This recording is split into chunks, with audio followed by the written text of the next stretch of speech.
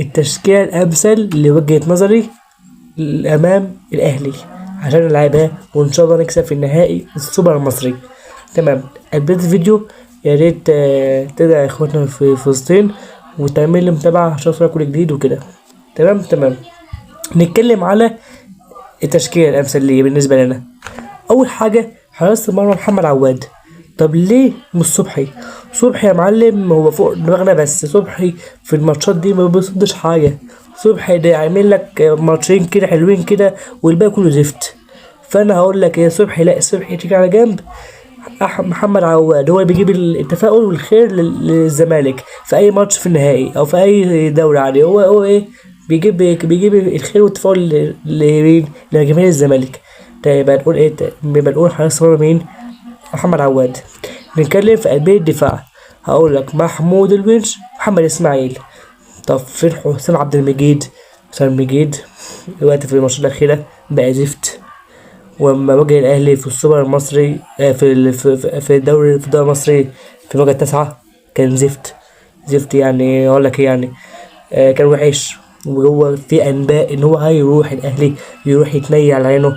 احنا ان شاء الله معانا جبنا الصفقة بتاعت السنة دي محمد اسماعيل دي ان شاء الله هتنجح مع الزمالك لأنه اصلا موهبة حلوة، وان شاء الله هينضم لمنتخب مصر.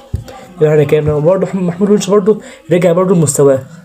يبقى هنتكلم مع مين؟ يبقى كده قلنا قلبية الدفاع مين؟ قلبية الدفاع محمود الونش ومحمد اسماعيل.